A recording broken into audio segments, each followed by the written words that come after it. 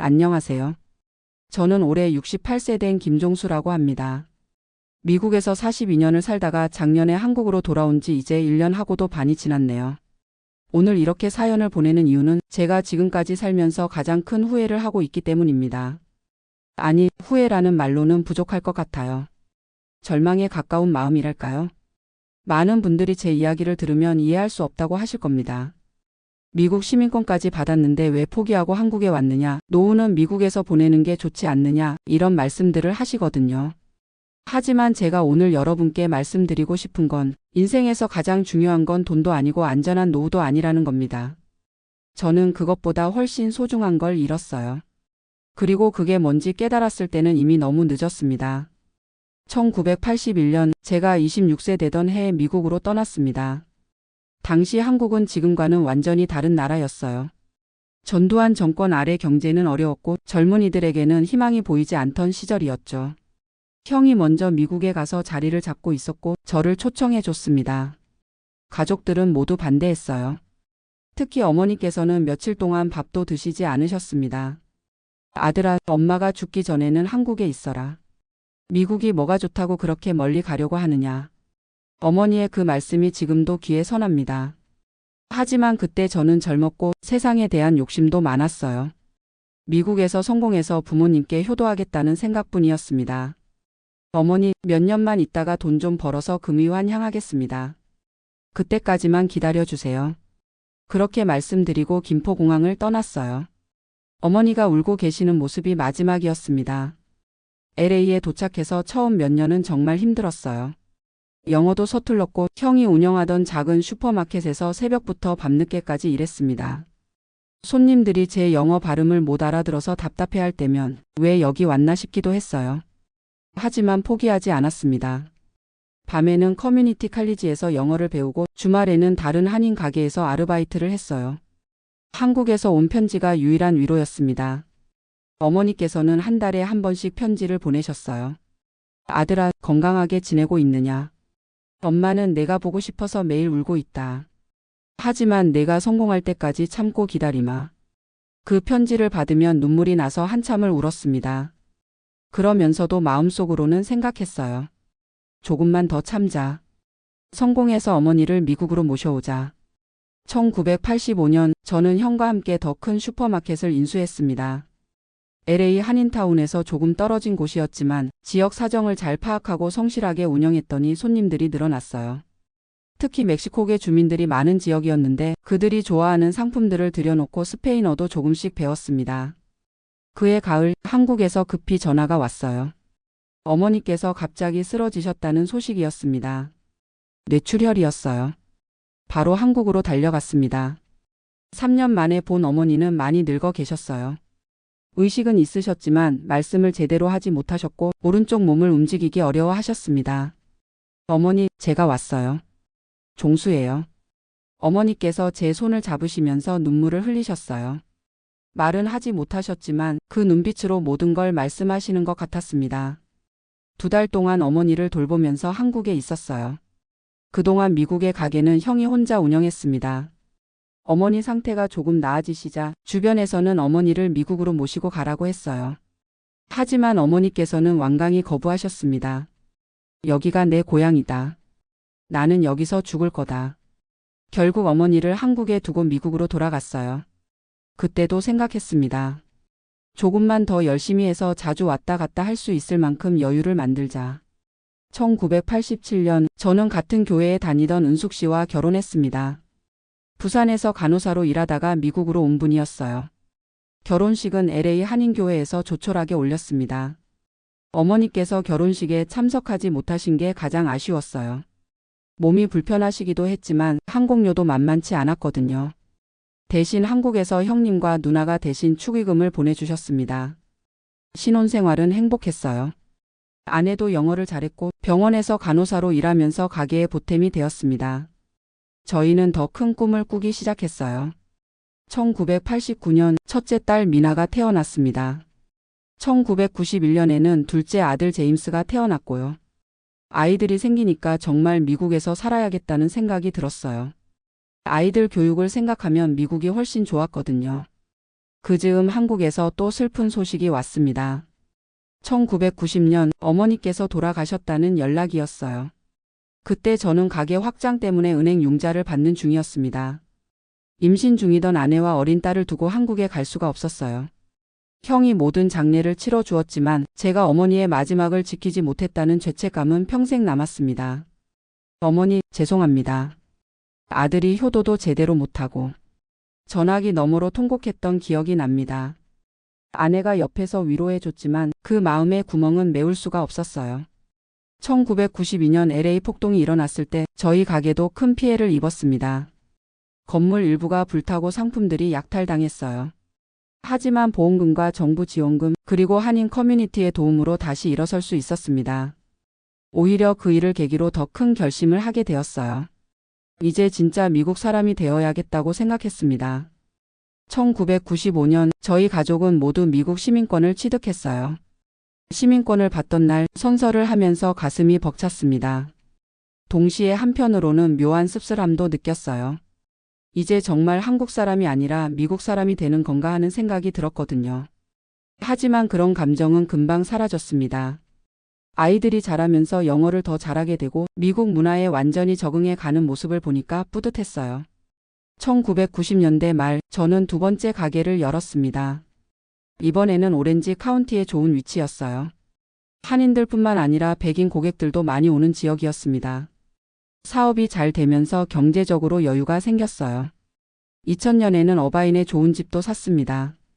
아이들이 다닐 학교도 좋았고 정말 미국에서 성공했다는 느낌이 들었습니다. 딸 미나는 UC 버클리에서 경영학을 전공했고 아들 제임스는 UCLA에서 컴퓨터 공학을 공부했어요.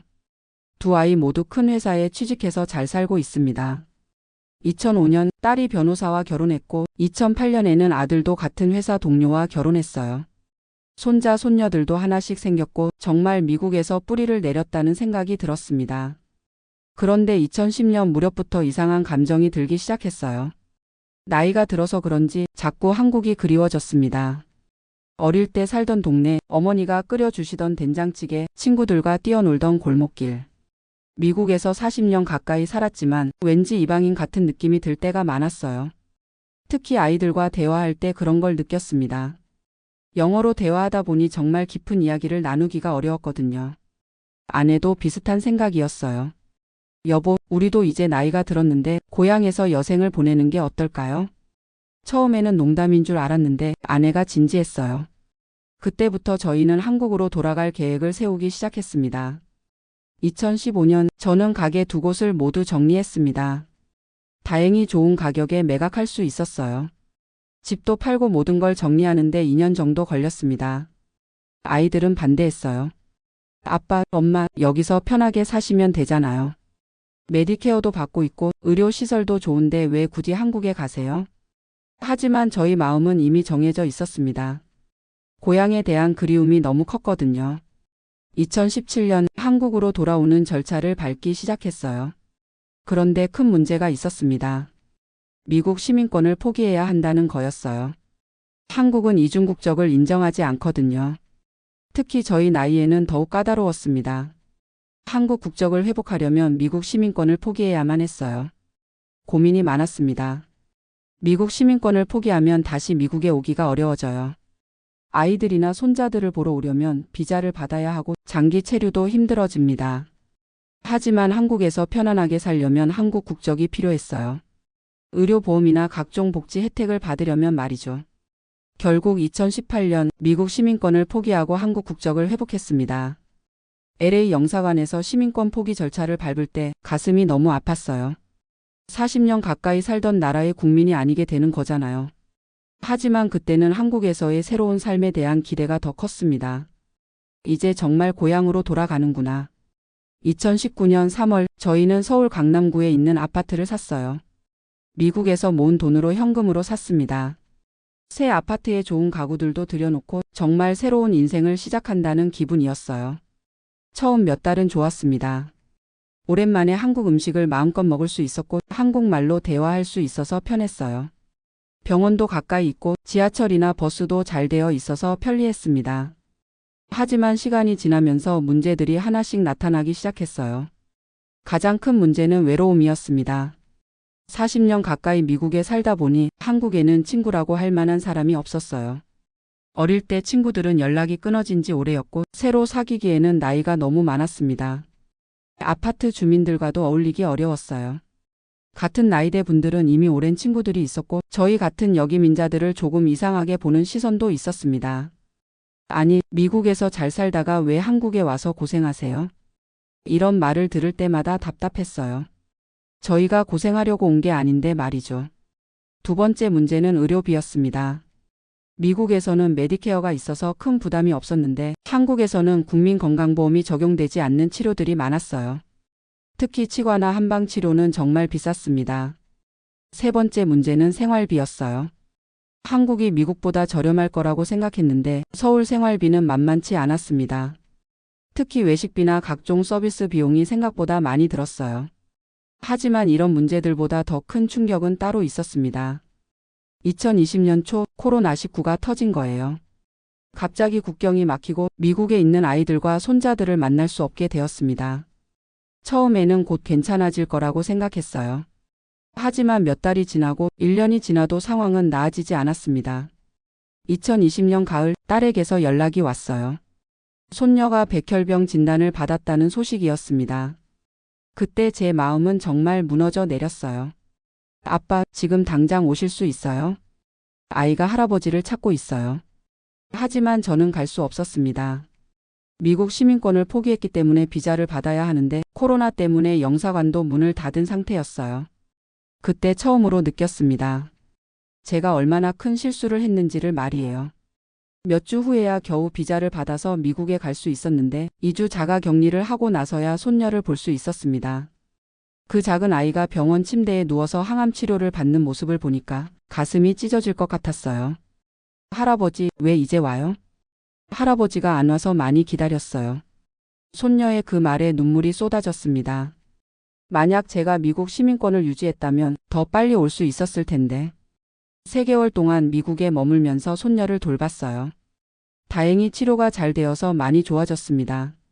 하지만 한국으로 돌아올 때 마음은 더 무거웠어요. 아이들과 헤어지는 것도 힘들었지만 앞으로 언제 다시 올 수 있을지 확신할 수 없었거든요. 비자를 받는 것도 번거롭고 장기 체류도 어려웠으니까요. 한국에 돌아와서 아내와 많은 대화를 나눴습니다.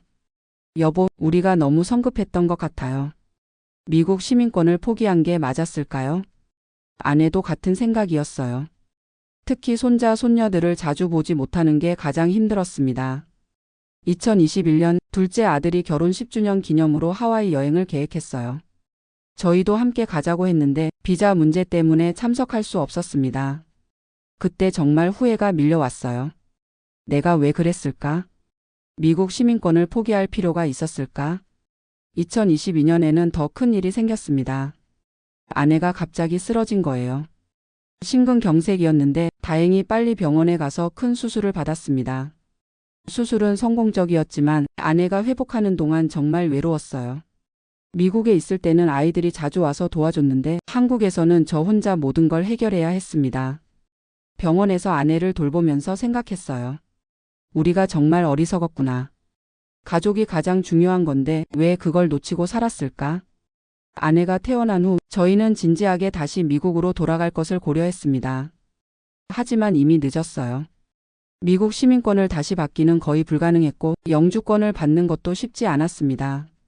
그리고 무엇보다 한국에서 산 아파트를 팔고 다시 미국으로 가려면 엄청난 비용이 들었어요.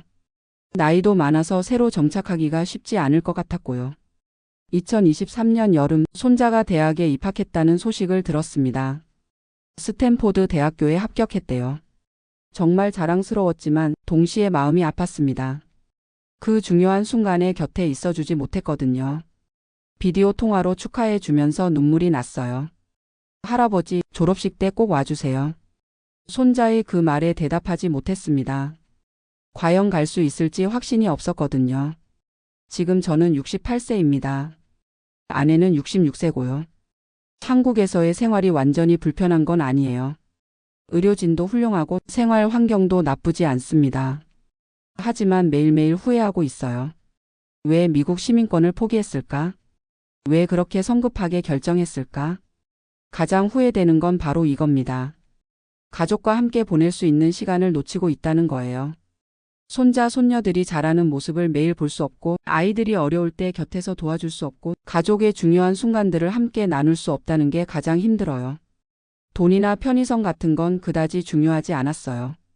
정말 중요한 건 사랑하는 사람들과 함께 보내는 시간이었는데, 저는 그걸 너무 늦게 깨달았습니다. 지금도 매일 생각해요. 만약 다시 선택할 수 있다면 절대로 미국 시민권을 포기하지 않겠다고. 미국에서 그냥 살았을 거라고. 물론 한국에 대한 그리움은 있었겠죠. 하지만 그리움보다 더 소중한 건 가족이었어요. 특히 제가 나이가 들수록 손자, 손녀들과 보내는 시간이 얼마나 소중한지 깨닫게 됩니다. 요즘 젊은 분들 중에서도 해외 이민을 꿈꾸는 분들이 많다고 들어요. 그분들께 말씀드리고 싶어요. 어디서 살든 상관없지만 가족만큼은 놓치지 마세요. 성공도 중요하고 경제적 안정도 중요하지만 그것보다 더 중요한 건 사랑하는 사람들과 함께하는 시간이에요. 그 시간은 지나가면 다시 돌아오지 않거든요. 저는 이제 남은 인생을 한국에서 보낼 가능성이 높아요. 다시 미국으로 돌아가기는 현실적으로 어렵거든요. 하지만 아이들이 한국에 놀러 올 때마다, 손자, 손녀들과 화상통화를 할 때마다 잃어버린 시간들을 조금이라도 채우려고 노력하고 있어요. 제 이야기를 들으시는 분들께서는 저와 같은 후회를 하지 않으셨으면 좋겠어요. 인생에서 정말 중요한 게 뭔지 너무 늦기 전에 깨달으셨으면 해요. 제가 42년 동안 미국에서 열심히 살았지만 결국 가장 소중한 건 가족이었다는 걸 이제야 알았거든요. 얼마 전에 딸에게서 연락이 왔어요.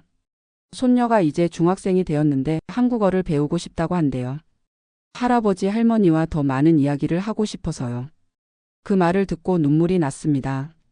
그 아이가 저를 그렇게 생각해주고 있었구나 하는 마음에 감사하면서도 더 많은 시간을 함께 보내지 못한 것에 대한 미안함이 컸어요.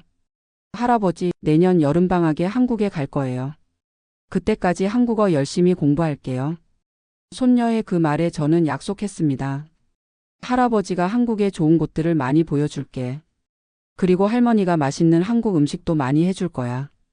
비록 제가 실수로 가족과 떨어져 살게 되었지만 이제라도 남은 시간을 소중히 여기려고 해요. 매주 화상통화를 하고 편지도 자주 쓰고 아이들이 한국에 올 때마다 최대한 많은 시간을 함께 보내려고 합니다. 아내와 저는 요즘 한국어 선생님 자격증을 따려고 공부하고 있어요. 미국에 사는 한인 아이들에게 온라인으로 한국어를 가르치는 일을 해보려고요. 그렇게 하면 조금이라도 의미 있는 일을 할 수 있을 것 같거든요. 그리고 아이들이 한국 문화를 더 잘 알 수 있도록 한국의 역사나 전통에 대한 자료들도 정리하고 있어요. 제가 직접 곁에 있어주지는 못하지만 이런 방법으로라도 아이들과 연결되어 있고 싶어요. 지난주에는 손자가 대학교 1학년 생활에 대해 이야기해 줬어요. 전공 공부도 재미있고 새로운 친구들도 많이 사귀었대요. 그 이야기를 들으면서 정말 자랑스러웠어요. 할아버지, 다음 학기에는 동양사 수업을 들을 거예요. 한국사에 대해서도 공부하고 싶어요. 그 말을 들으니까 가슴이 뭉클했습니다. 멀리 떨어져 있어도 그 아이가 자신의 뿌리에 대해 관심을 가지고 있구나 하는 생각이 들었어요. 제가 이 사연을 보내는 이유는 저와 같은 실수를 하는 분들이 없었으면 하기 때문이에요. 특히 나이 드신 분들 중에서 고향으로 돌아가고 싶다는 생각을 하시는 분들께 말씀드리고 싶어요. 고향에 대한 그리움은 당연한 감정이에요. 하지만 그 결정을 하기 전에 신중하게 생각해 보세요. 정말로 고향에서 사는 게 행복할까요? 아니면 가족과 함께 있는 게 더 행복할까요? 저는 이제야 깨달았어요. 고향은 장소가 아니라 사람이라는 걸 말이에요. 사랑하는 사람들이 있는 곳이 진짜 고향이라는 걸요. 물론 모든 분이 저와 같은 상황은 아닐 거예요. 어떤 분들은 정말로 한국에서 더 행복하게 사실 수도 있을 거고요. 하지만 결정하기 전에 충분히 생각해 보시기 바라요. 특히 시민권을 포기하는 일만큼은 정말 신중하게 하세요. 한번 포기하면 되돌리기가 거의 불가능하거든요. 저는 이제 68세예요. 남은 인생이 얼마나 될지 모르겠지만 후회하며 보내고 싶지는 않아요. 비록 실수를 했지만 이제라도 최선을 다해서 가족들과의 관계를 회복하려고 노력하고 있어요. 다음 달에는 아들이 한국에 출장을 온대요. 일주일 정도 머물 예정인데 정말 오랜만에 함께 시간을 보낼 수 있을 것 같아서 기대돼요. 아내와 함께 맛있는 음식들을 준비하고 아들이 좋아하는 곳들을 함께 다닐 계획이에요. 그리고 내년에는 정말로 손녀가 한국에 올 예정이에요. 벌써부터 어디를 데리고 갈지, 뭘 해줄지 계획을 세우고 있답니다. 경복궁도 가고 제주도 여행도 하고 한국의 아름다운 곳들을 많이 보여주고 싶어요. 무엇보다 그 아이에게 할아버지의 사랑을 충분히 전해주고 싶어요. 비록 멀리 떨어져 살고 있지만 할아버지가 얼마나 사랑하고 있는지 알려주고 싶거든요. 이 사연을 듣고 계시는 분들 중에서도 가족과 떨어져 살고 계신 분들이 있을 거예요. 그분들께 말씀드리고 싶어요. 시간이 지나면 후회할 일들을 미리 생각해 보시라고요. 지금 당장은 일이 바쁘고 생활에 쫓겨서 가족과 시간을 보내기 어려울 수도 있어요. 하지만 그 시간들이 정말 소중하다는 걸 잊지 마세요. 특히 부모님이 살아 계신 분들은 자주 안부라도 여쭤보세요. 저는 어머니께 효도다운 효도를 해드리지 못했다는 후회가 평생 남았거든요. 그리고 자녀가 있으신 분들은 아이들과 더 많은 시간을 보내세요. 아이들이 자라는 모습을 지켜보는 것만큼 소중한 일은 없어요. 제가 지금 가장 후회하는 건 손자, 손녀들이 어릴 때 더 많이 함께 놀아주지 못한 거예요. 그때는 일이 바빠서 사업이 중요해서 그랬는데 지금 생각해 보니까 그런 시간들이 훨씬 더 소중했어요. 마지막으로 이 사연을 듣고 계시는 모든 분들께 부탁드려요. 인생에서 정말 중요한 게 뭔지 한 번 더 생각해 보시라고요. 성공도 중요하고 돈도 중요하고 명예도 중요하지만 그 모든 것보다 중요한 건 사랑하는 사람들과 함께하는 시간이에요. 저는 그걸 너무 늦게 깨달았어요.